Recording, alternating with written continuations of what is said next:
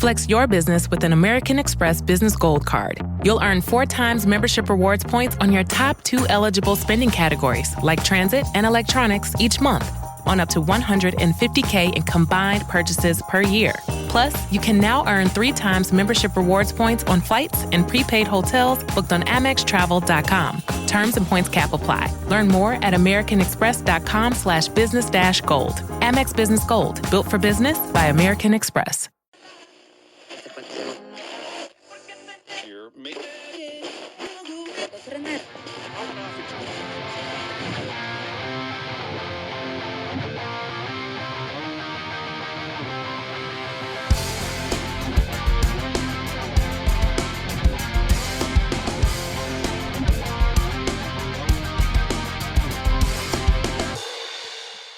Hello, and welcome to It's Only a Game, mid-season sort of pod. We're taking some predictions for 2025. We are looking at the season that's gone. We're looking at what's going forward. Just general chat really about what is happening all across, certainly English football, a little bit of beyond for 2025. And Greg, how are you? Good. Had a good Christmas break. Olivia's trying to... Well, she knows that there are presents under the tree and they had to be opened and sparkly things and tinsel, and she's getting her head round things now in terms of, what's this?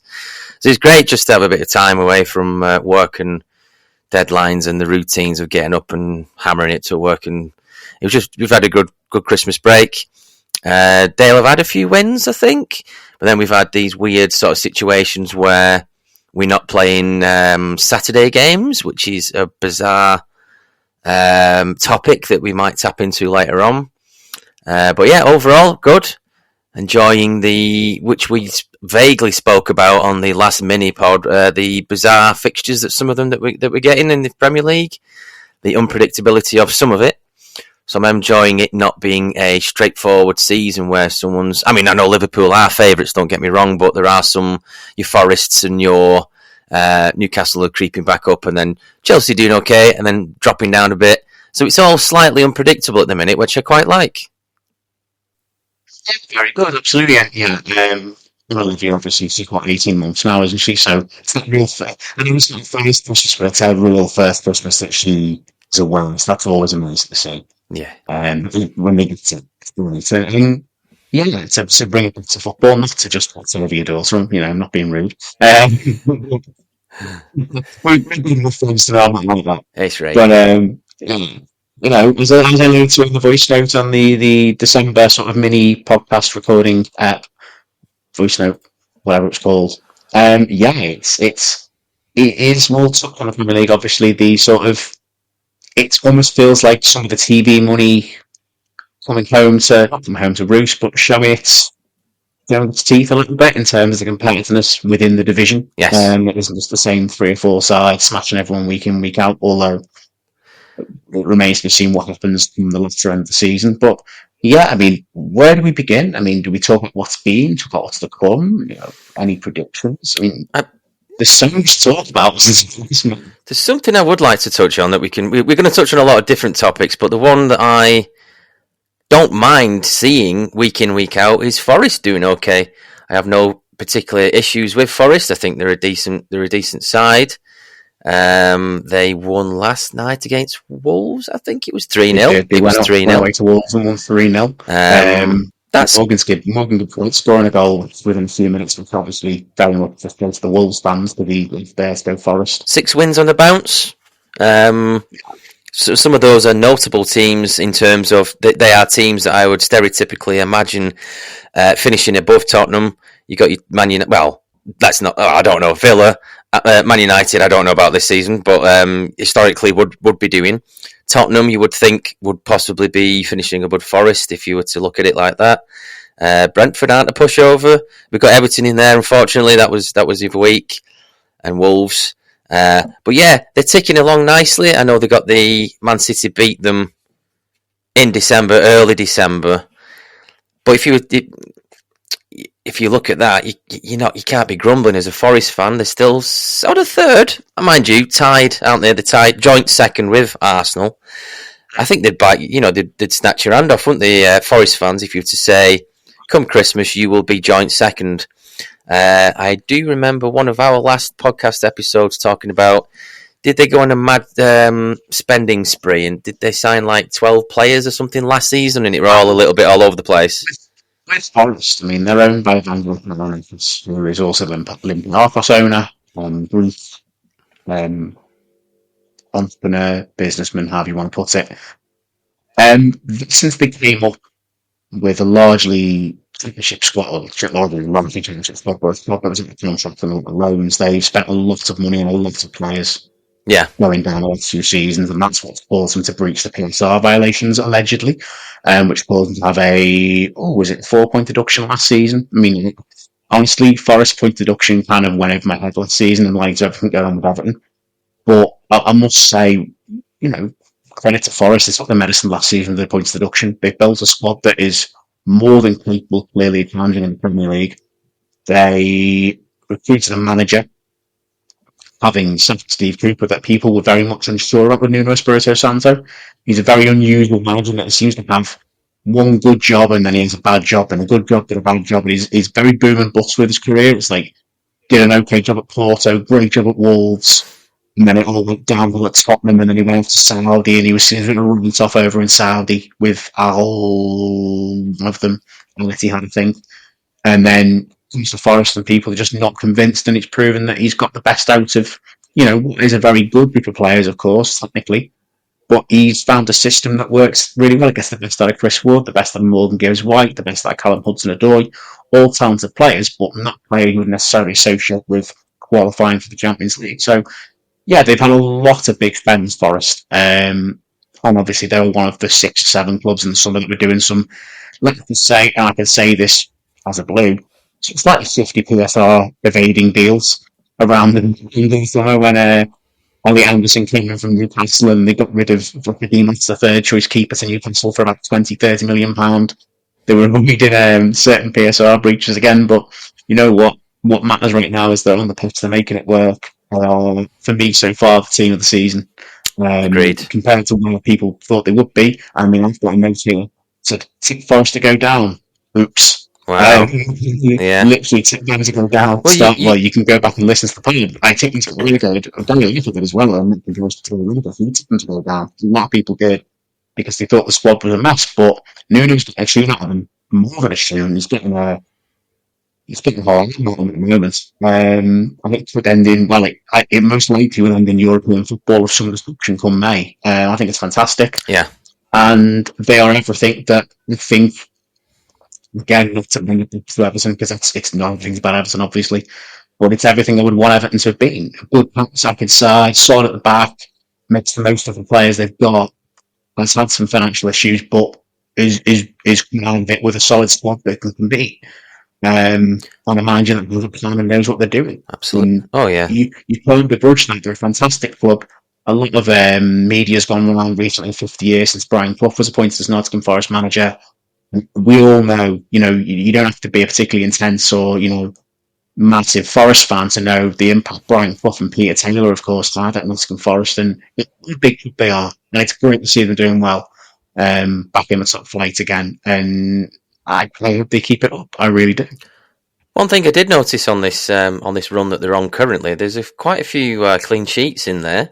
They've got the one against Wolves, Everton, and Spurs. Oh, Brentford. Hang on, yeah. So Brentford. I think they've kept 4 clean sheets on the bounce. So that's something to. That's definitely something. Yeah, I mean, I always season. Yeah. Go on. Sorry, go on. No. I mean, you released this on podcast chats, and I'm not sure if you've. So, but in a season where it feels like the high performing sides, even Liverpool, there's not as many clean sheets going around, whether it's because the style of play is getting more attacking, certainly within the Premier League. Forest, I won't want to paraphrase Jamie Carragher, describe them as a throwback, because they're not, but they are defence first, get back right, and then counter, which I think is one, really exciting to watch, and 2, very effective. I love counter-attacking football when done right. It's great to see a team that can defend and that can keep clean sheets, because I think that's the most important part of football still, is if you don't concede, you don't lose the game. Yeah. It's as simple as that, and from there you can build. It's something that even my dad talks about clean sheets, and he's sort of they are not to be dismissed in terms of if Dad always wants to win a game 2-0, 1-0 or 3-0. He says like the goal, he says, oh, it puts me off his pudding, that puts me off my dessert. But I know what he means. It's the idea of if you are in a close battle with somebody else in a higher position, say you are going for a European place, you do need the clean sheets. You need the advantage of not having, the goal difference and the it all does add up in the end. I know it's ridiculous to suggest just going off points, but there are scenarios where the goal difference has come into play and it looks good, and it's a morale thing as well sometimes, where Dale have had it in the past. I don't know what precise season, but we just went on a good run and kept so many clean sheets. But it's sort of an art form within itself because you don't get many of them in. I may have spoken about recently on a voice note episode that the top flight teams, not many of them are consistently doing it these days. Why I say that is when I speak to Femi about the fantasy football, he said the pattern of thinking with fantasy football players is get 3 really good defenders in that cost you the highest amount. You get 100 million to spend on your squad, starting 11 in your bench.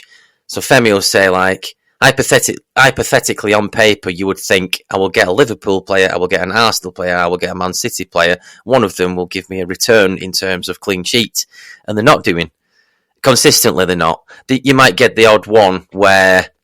So basically, I've got Virgil, Gvardiol and Gabriel, and I only get 1 point each off all of them because they are not... the clean sheets are great, basically, if you do get them. You get the bonus points and different things like that. But that's where we're coming from when we're talking about the clean sheets are a noticeable... They're a noticeable thing out in the scoreline and results. Femi sees it all the time. He goes, none of my defenders have kept any clean sheets, and they're all, on paper, world-class defenders that are in Arsenal, Liverpool and City title contending situations somewhat, or, and they're not keeping clean sheets. And it's like, right, okay. But there's always like a big sort of discussion about this on X, Twitter, whatever you want to call it, from fantasy football players about wasting too much time on picking high-quality defenders in fantasy football because you're not going to get the return. I know I've gone off on a tangent about fantasy football, but that's just the stat side of it that people do sort of keep an eye on in the modern world, fantasy football, and it becomes more not mainstream, more noticeable by the casual. So, like, Shell plays fantasy football. She doesn't watch football, but she go, Virgil's not giving me the points, and you go, oh, okay, right. It's more noticeable these days by these games, by playing these games even, or whatever you want to call it. But yeah, it's something I've noticed. City don't keep a lot of clean sheets. I don't know, like you say, is it more direct football? Are we bidding off the idea of does it matter as long as you win? I don't know what the general consensus is there. I don't know if you've got any thoughts on that, Jim. I think it goes back to a little bit of what I said in the December episode, was that it shows financially within the Premier League, and it feels a specific league, so I don't know how much separate it across the other European leagues. It's difficult, but the financial power that most Premier League clubs have now, even when you just come up, you get 120 million whatever it is to spend from the Championship. I feel like it's kind of twofold. It's both tactical and financial. First off, financially, you're a Premier League football club. You want to push on. Say, for example, Bournemouth, the prime example of a club that's come from the lower divisions. Okay, that they went down again after a few years and already had, but it's going up again under Scott Parker and Gary O'Neill, and now Iraola, who's doing a fantastic job there. What's the first thing? If you want to fire yourself up into the top echelons of a league, what's the first thing you're going to go out and buy? Striker. Well, yeah, goals. It is. And the fact that you've got all around the Premier League 30-40 million pounds centre forwards now, okay, they don't always work, they don't always pay off, but the emphasis is usually on to buy good forwards, and I think that's coupled with tactically, you've noticed obviously the emphasis of playing out the back a lot more, and with that, I think, obviously, you can do that when you've had the ball-playing defenders of Manchester City, when you've got the ball-playing defenders of Agreed. Arsenal, and the quality are there. Yeah. But we've seen it with teams. This is a very extreme example with Burnley last season, Southampton this year. Okay, they're two sides that Burnley went down. Southampton will look like they're going to get relegated. They play at the back, they concede because they haven't got the quality at this level to justify doing that. But with that, if every team starts playing out the back, and also therefore, if you're knocking it around, you're going to be defended by the pitch. Yeah. It's going to leave you exposed to pace. Watch Wolves last night. Yeah. They're caught out, so many times on 3 occasions, last night by counter. Yes. By pace, the Al-Lee goal in the last minute, okay, you're 3-0 down in the 90th minute. But the amount of space I'm watching, and again, I've only seen it from the goals I've seen scored, the amount of space behind defenders now that's leaving the goalkeepers exposed. It's lending itself to more goals than the counter or one fantastic ball through from a quality midfielder, which again, mostly they've probably got money to spend on now. Whether they can keep them is a different conversation, but that's one we've had before. I think it is a tactical and financial thing where most clubs in the Premier League have got quality. Now, most teams in the Premier League have got fantastic attacking players at some level.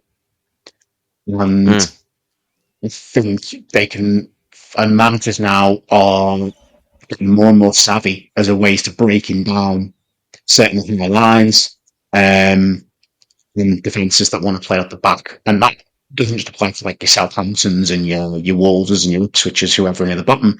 It applies throughout the league. The fact that Liverpool, who have been phenomenal this season, I will say, have conceded 19 goals, which isn't a lot, but then they've played 19 games.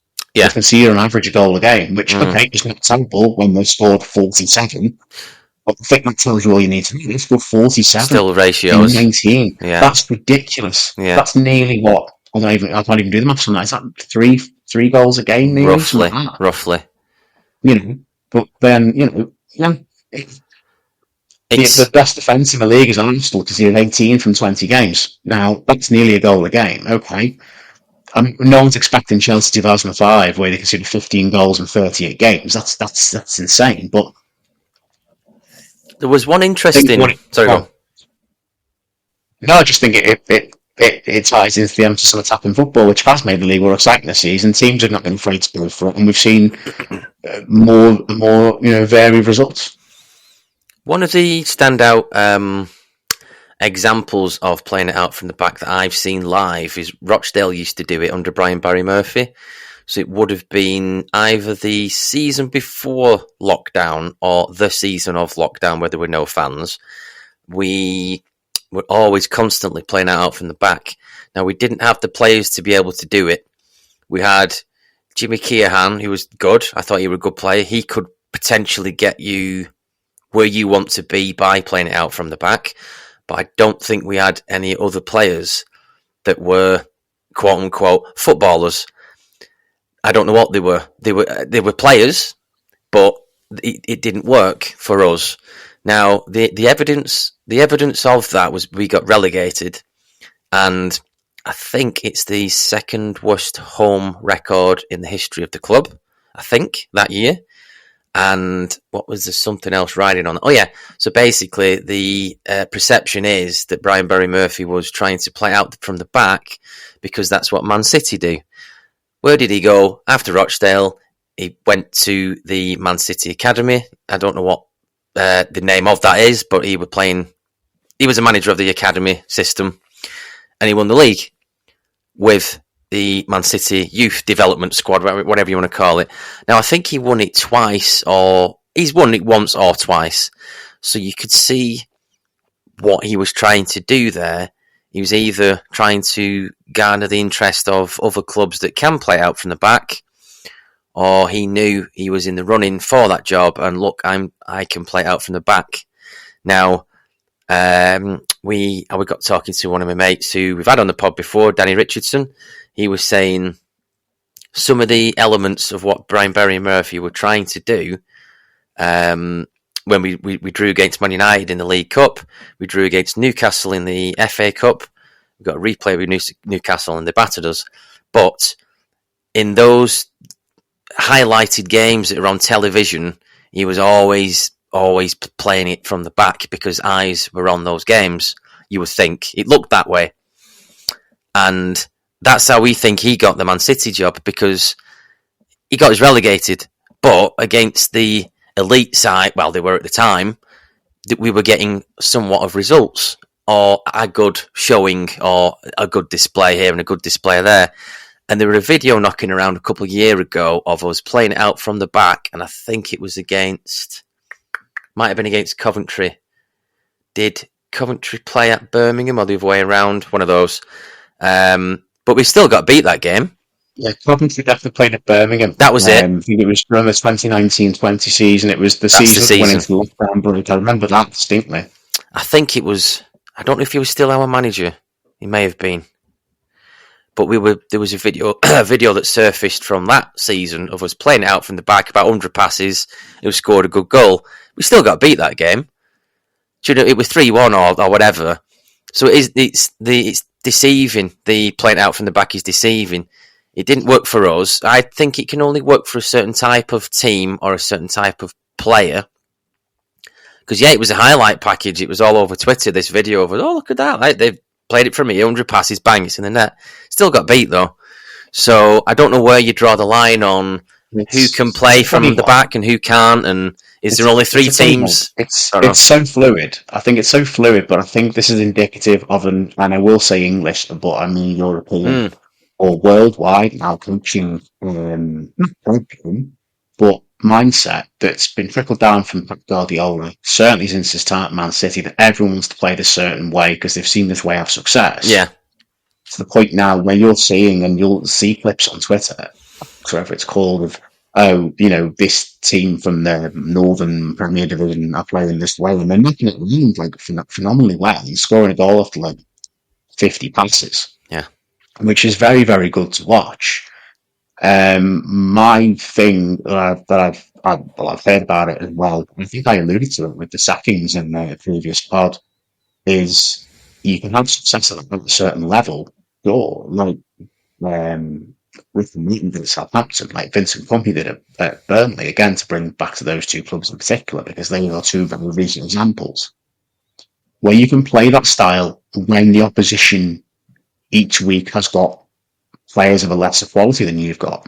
Yeah. And you can play that style. We seem to play this really attractive pass out from the back football, which, by the way, is very good to watch. And if you can do it, great. If you've got the players for it, if you've got the financial resources to require the players that can do it and play really attractive football, and by all means do it. The issue comes with all the division, for example, and this is where we're having with a lot of domestic managers now, I feel, is they've been approached to do a certain way with their UEFA B, UEFA A, UEFA Pro licenses. They set the blueprints out for their team. They want to play a certain way. They acquire players for, say, the Championship, just in this example. They go into the Premier League, we're going to stick to our principles, and they find it's a massive golfing class, which we know it is already.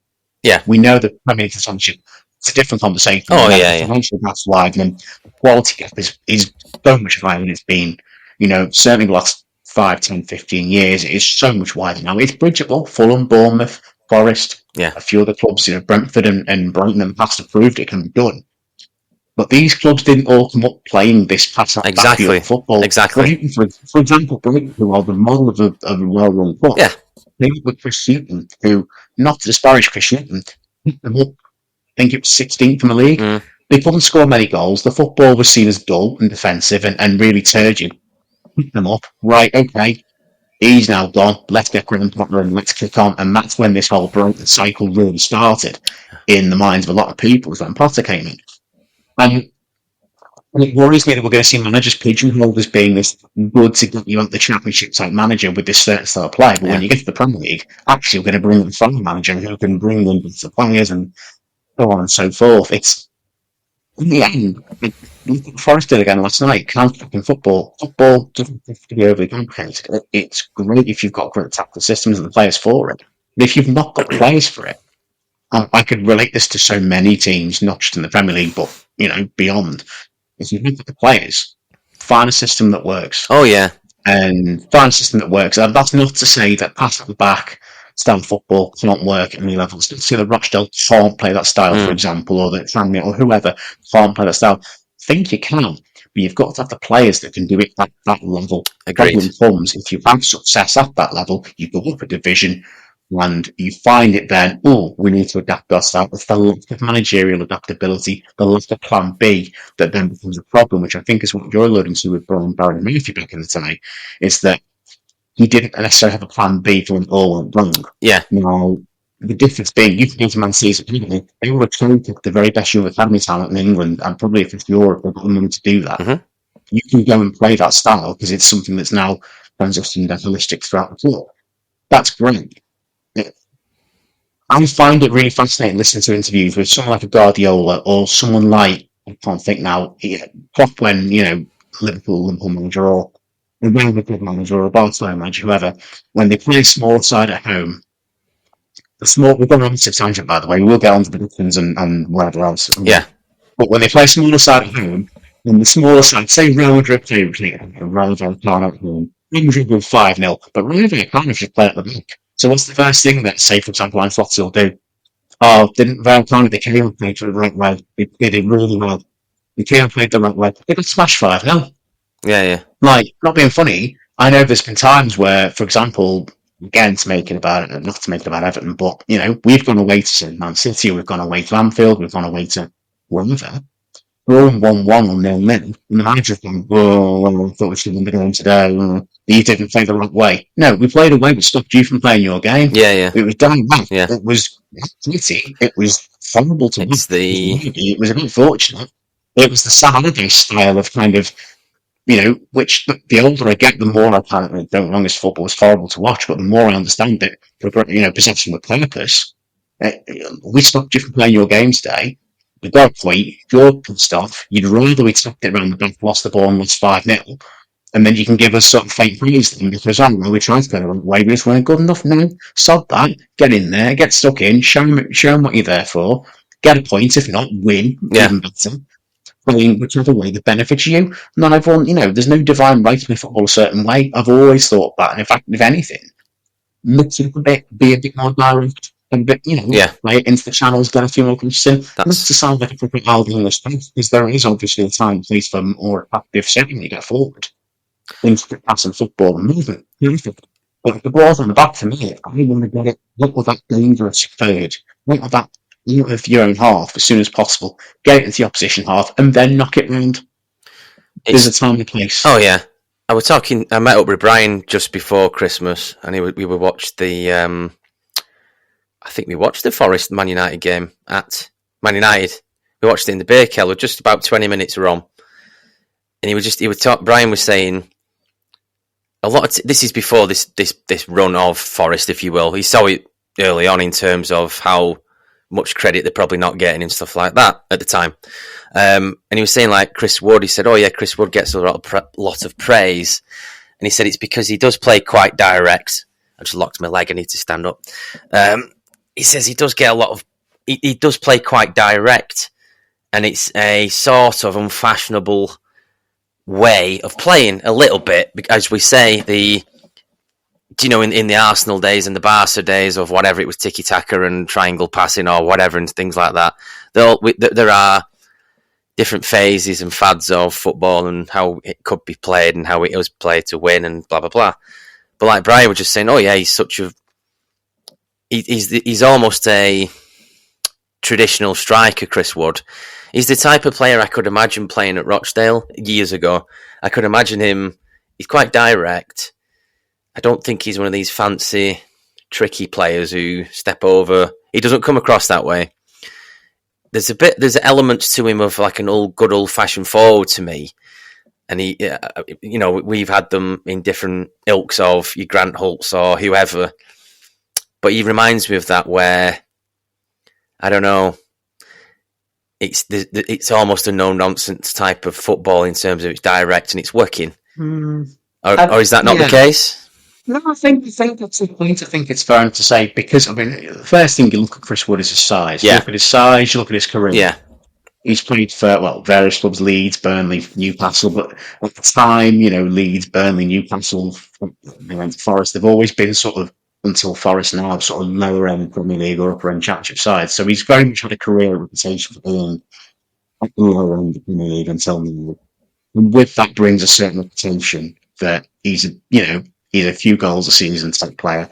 You look at his physical size and straight away, a bit like, can't really describe another forward in the past that was a big guy that you kind of would normally look at John Hartson or Dion Dublin, where you go, oh, big old-fashioned centre forward, bit of a Duncan Ferguson. I actually think Chris Wood's a lot more than that because you don't get to be where he's been in the game. Oh yeah.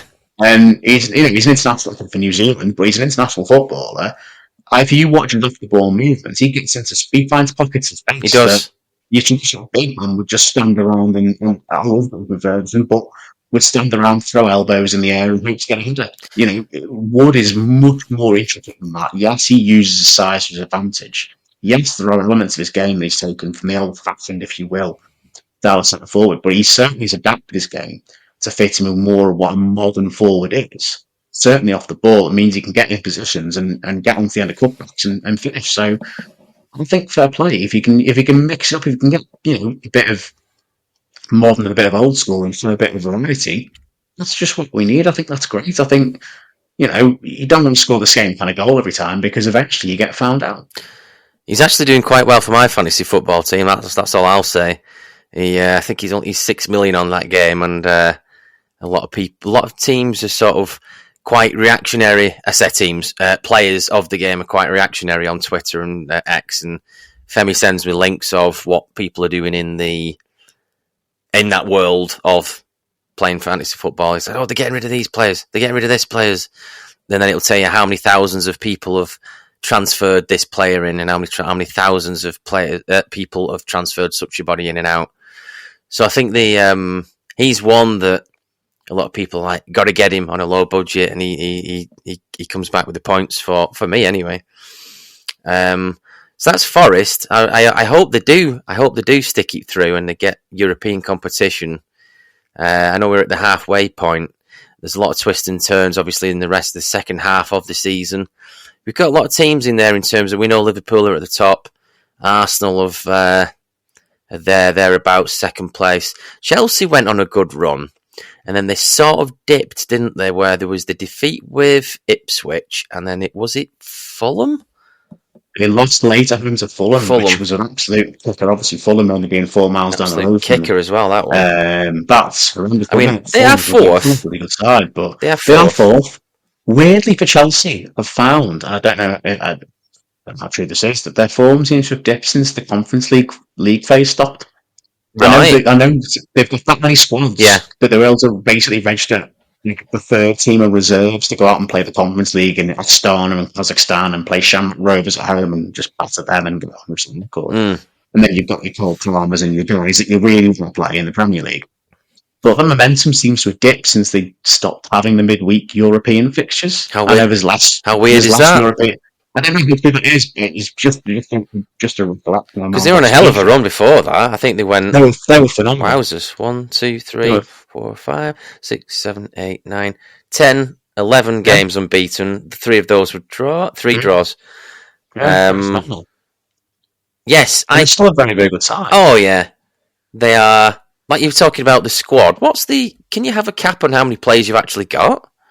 Oh, I don't know. Probably somewhere. It's probably a lot. It's got to be somewhere, right? I think there's only so many you can register, but then you don't have to register players under the age of 21. And there's also another loophole, which means you can technically have more than 25, I think it is, players. I don't know if that's actually still. I don't even know if that rule's still in date. That could have been a rule about 10 years ago. I have no idea. Yeah. But they have got a lot of players, and well, it may actually work for them ultimately if they can even sell some of those players on and make some profit. Well, yeah. But it's a funny old league table just looking at it now, isn't it? Seeing Chelsea, who people thought were having another better case of the season, could still prove to be, but they could still sneak top 4. I mean, there is a team that we've somehow not spoken about, but Man City. I mean, wow, interesting. That's been interesting, hasn't it? I would have. Did we all tip them to win the league in the pre-season thing, or roughly? I certainly did. Right. I think we all kind of sat here with, I think it was Mark from Project Football, and we all just went, "Man City win the league," and everyone just went, "Yeah." I think at the time we were all quite right Yeah. in the way that City started alongside Liverpool. It was a case of, well, it's going to be those two again. Oh, there's a shock. I went to. I'll keep it brief, but I went to the Man City Feyenoord game with Brian. Bizarre game. I know we're talking a couple of months ago now. Well, yeah, nearly a month. Yeah, anyway, but it was a bizarre, weird, just quite comfortably 3-0 up against Feyenoord. Feyenoord didn't look like scoring in the slightest. They sneaked one back. Poor defending from City, which is a theme which we've known about for the past month and a half, you could say. So me and Brian had to leave early to be able to get public transport home. That was an absolute shit show of trying to get out of Manchester. For all its glitz and the glam Manchester as a city, it's crap for transport. It can say it's this, but I'm telling you, when you need to get out of there, the trains are always cancelled. Northern Rail are a shambles as well. But anyway, we left at 3-1. We thought, surely 10 minutes to go, they'll win. The further we travel away from the Etihad, we can hear the boos, and we go, that must have been a goal for Feyenoord, and it's 3-2. And Brian's cussing and swearing. I'm like, my word, how can we not even keep blah, blah, blah, blah? And then it ends up 3-3, and you hear this coming from behind us. Went, oh, my word. So it was a bizarre... Feyenoord never looked like scoring 3 in 80 minutes, call it. Never. They looked nowhere near doing that. How do you think this is developed in terms of... They were the title favourites, I should say, and they have been for quite a while. It can't just happen overnight, can it, Jim? Surely. I mean, teams have bad title defences. It can happen. Yeah. Chelsea in 2016 under Mourinho, they were damn near the relegation zone when they sacked Mourinho. Who was that? Chelsea in 2016. Yeah. Chelsea won the league in 15 under Mourinho, and then the year Leicester won it, Chelsea were absolutely awful. In the end, they scrapped top half, but they were awful first half that next season. Blackburn in 95-96. That's true. They were, I think they ended up about 7th or 8th, but for a time they were nowhere near it. Teams I put, Napoli last season in Serie A became 10th with Kvaratskhelia and Osimhen, and still, Osimhen was injured for some of the season, but we're nowhere near the titles. It can happen. I think the big shock isn't so much that teams on a bad title defence. It's that this team, which is almost seems like the perfect team, one of the greatest teams in English football history, it's one of the first teams to win 4 league titles in a row. It started so well, and then they lost it. I think it was Spurs in the League Cup, and then I think it was away at Brighton in the league, and it just from there, it's the fact that they've lost so many games in a row. Wasn't a case of like they've lost, 6 games spread out across the first 20, first game of the season, then a couple in the middle, and then a couple now. It was so concentrated, this tremendous run, the likes of which we've not seen. Well, we've seen Manchester City have many times. For those of us almost remember when they were absolutely awful. But it's the kind of run we've not seen this City team have. And I think most pertinently was we've not seen Pep Guardiola suffer this in any of his previous jobs. Okay, when you manage Barcelona and Bayern Munich and Manchester City, Manchester City, you're not expecting to go on a horrendous run of 5, never been seen. It's never been seen by Pep. It's not likely to happen. No. And how he coped or didn't cope with it, with his interviews and his behaviour was fascinating. It was a real insight into a very highly driven and successful man, but how do you deal with adversity when you've been so used to things going mostly your way for the best part of 15 years? Yeah. And it's taken a lot for them to come back and get some more results, and it's still not great where they are relative to where they want to be. Of course, they're out the title race. They're definitely out of it. You reckon? Right, we're on 34 points. Liverpool are on 46, and with a game in hand. And Liverpool have lost 1 game all season. They're not catching Liverpool. No. To be honest, no one's catching Liverpool. There will not be a title race, in my opinion. That's just a little early prediction for you there. We can get into that a bit more later. Wow. But for me, City they're far too inconsistent.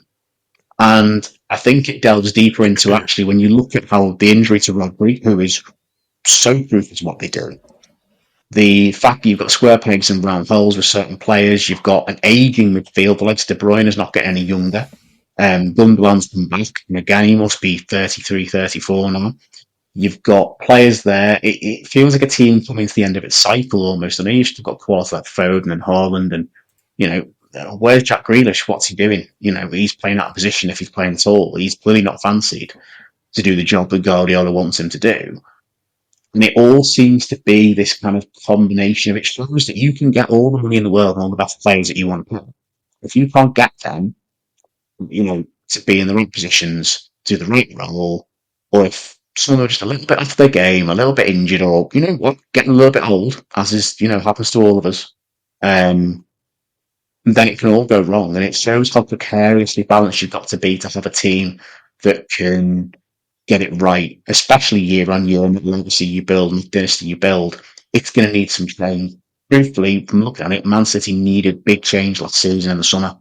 It's obviously easy to say that now, but at the time we didn't think they did. They brought in Savinho from Girona. I can't remember what else they brought in. I don't think they had any, apart from Julian Alvarez, they didn't have any major sales as far as I'm aware. It clearly needed a bit more than that, and I don't think Guardiola's recognised that. Or if he has, maybe there's something else in the background that's meant they've not been able to make the wholesale change that they want to. Which again is a different podcast into itself as to what might happen to Man City with all the allegations and breaches that have been allegedly going on. We don't know if there's more to it than that behind the scenes that's caused the players to dip in form. There could be some big news at the end of the season, or big news in the spring regarding the future. We don't know. But the simple fact is that the team is just on a slight downturn. It's still a very, very, very good side. It's still a very capable team. I'm not saying they're going to win nothing. I'm not saying they're rubbish. What I'm saying is, like we've had with United under Ferguson, like we've had with Klopp Liverpool, like we've had with so many good games at Arsenal, it gets to the end of its cycle and it's going to be done again. Have you got the engine to really go and replace it with the players that suit the needs of the team? Absolutely. Absolutely, I agree with all of that. We'll do a little bit more about Premier League and just a few more notes on the Premier League, and then we'll dart off to different topics. Do you want to talk about Everton, Jim, or are you okay on that front? I think it's the elephant in the room. Yes, yes. Not just in the blue, but I think as well because of obviously ownership talk, which I know we've spoken about. I'll hold my judgment on the freaking group until something gets done. I think the major thing is the manager. I don't think it's a shock, but I don't think it's just the manager. I think it comes down to the squad of players. There's certain players now that have been through 4 or 5 managers at the club. It can't always be the manager's fault. Don't get me wrong. If you look at, I saw a couple of clips last night of Jamie Carragher on Monday Night Football talking about the lack of Everton's creativity of goals from open play. The fact that Bournemouth fans were transformed with how to watch it every week, and I didn't see it as much as a taunt as a genuine question of how do we watch this every week? It is. I actively don't, but I know my dad, to watch the games, and I don't know why he bothers, because you know what you're going to get. It's going to be turgid.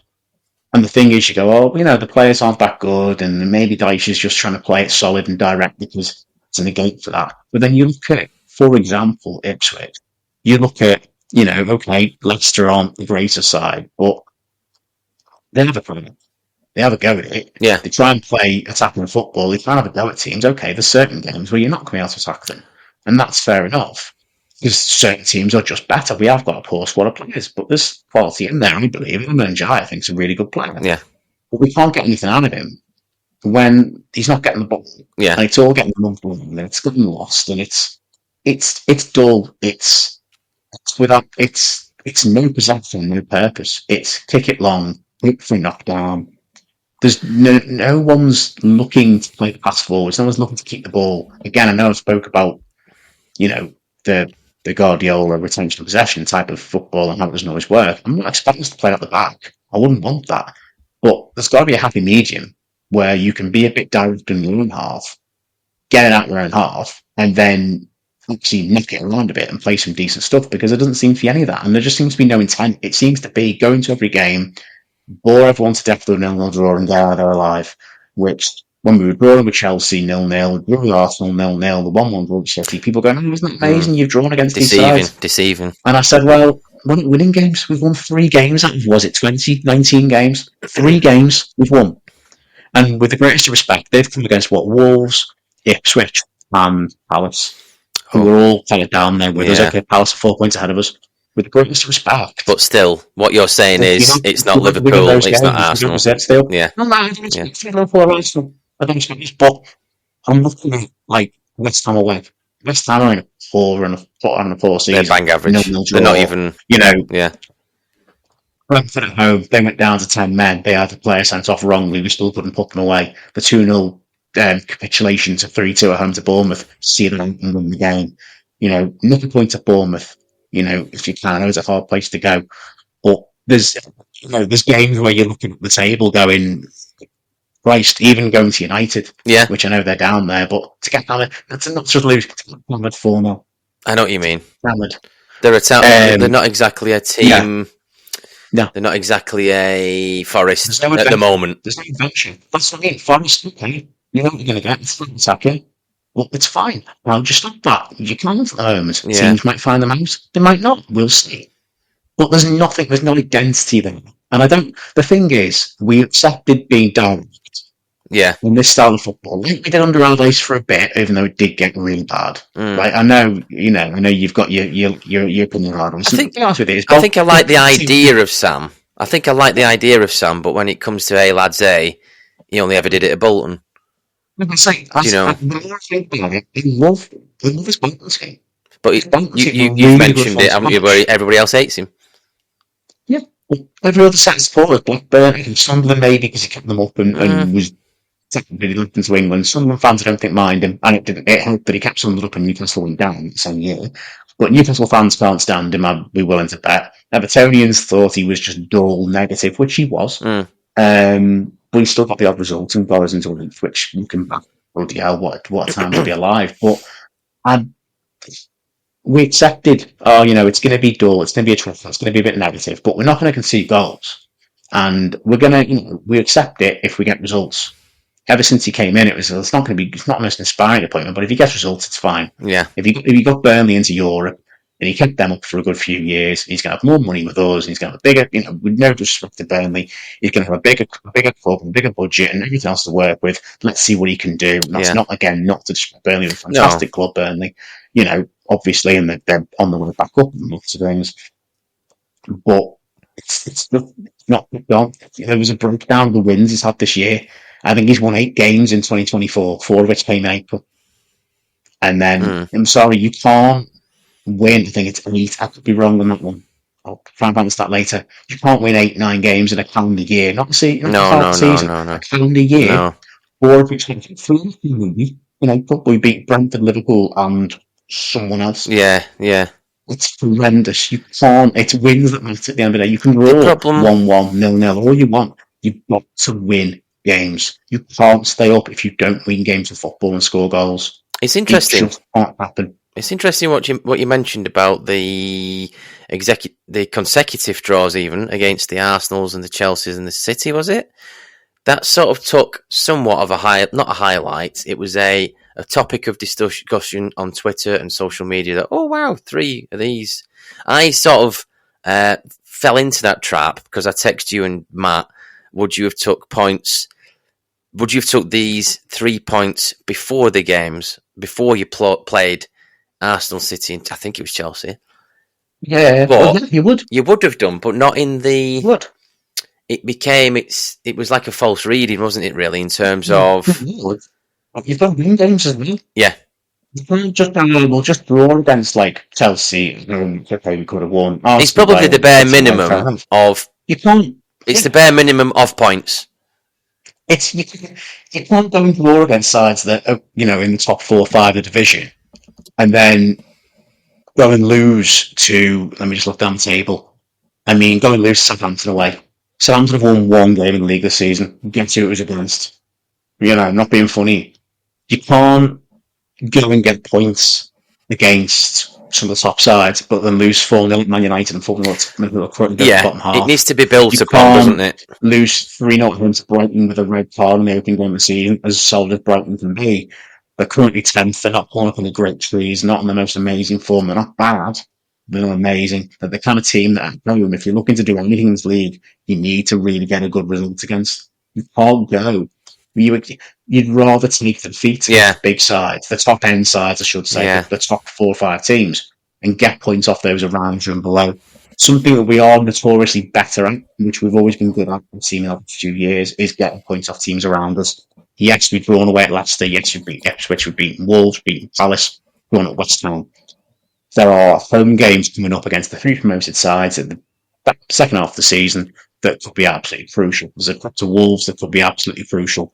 There is a trip to Palace and a home game against West Ham, and even a home game against United. Oh, yeah. In February, I think it is. That could be absolutely crucial. They are beatable. There's no two ways about that. They're a beatable side. As well as United played at Anfield the other day, and they could be a completely different team in February. I think they had to turn up. Performance. They really did. But you've got to look at the games against teams around you, which, okay, like I say, last season we did well. We okay, apart from Luton, where we lost twice, once in the league, once in the cup. We got results against teams around us. We beat Sheffield United and drew away. We were able to beat Burnley home and away. We were able to beat Forest home and away. It's being able to build on these, isn't it? You need to be able to get results against teams around you at the moment. You can't score a goal, never mind get a result. Yes. So, and the fans are sick of just being notoriously shit. There's this narrative now and you see it so much, and it does wind me up, but it's also true. As Everton getting the championship where you belong. You've been circling the drain for years. Right, we've gone to the final day a couple of years ago, sure. We've been in relegation battles through points deduction last season, and under Lampard it was second to last game. It's not like you've been battling relegation for a decade and a half.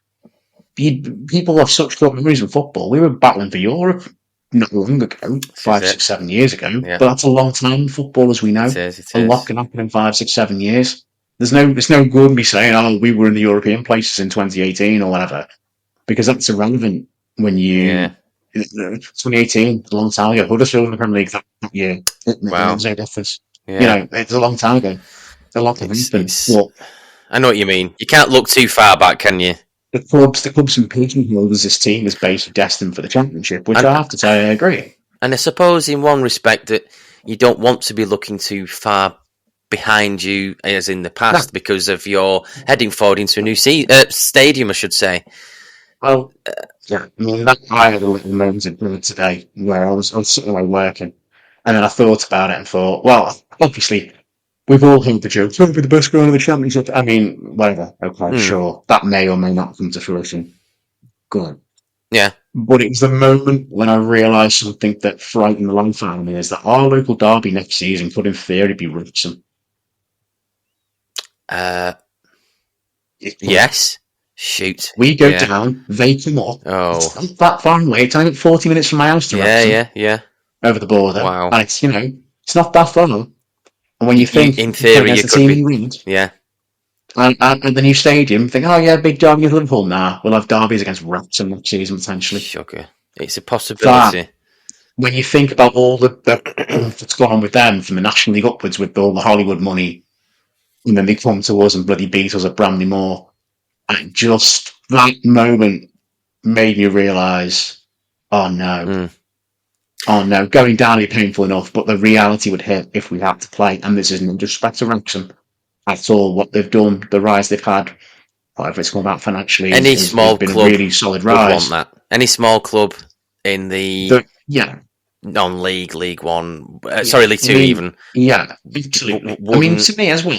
I get the Tranmere and Wrexham thing, and it's blah blah blah. Oh, yeah, but you ask a Kidderminster fan, you ask whoever, they would go, we'd love that. We'd love that. The reality is, of course, without the money, Wrexham would still probably be in that league. But to be fair, they're sort of third, fourth division club. Wrexham, they're not a non-league club. No, for years, not historically. Management club, but frankly, they are a third, fourth division club. But not the point. The point is, I'm trying to get at is that it really hits home. I was thinking of one of times it fits this look like, and it's like West Brom, Norwich. All right, so maybe one of the top 4 that doesn't go up this season that Leeds, Burnley, Sheffield United, Sunderland. Think, you know what?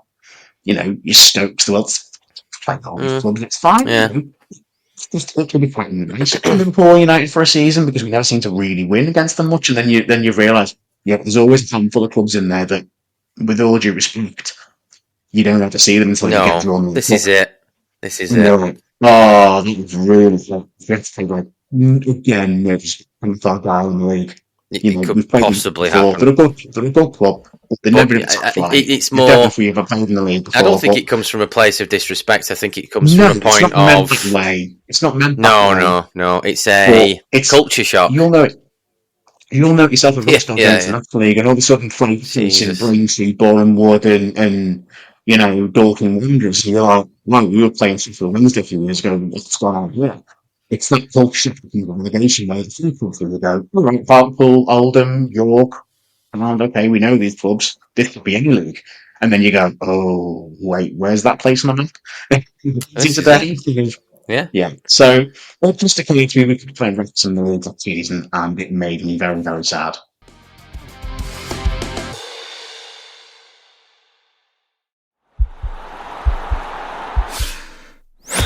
This podcast is part of the Sports Social Podcast Network.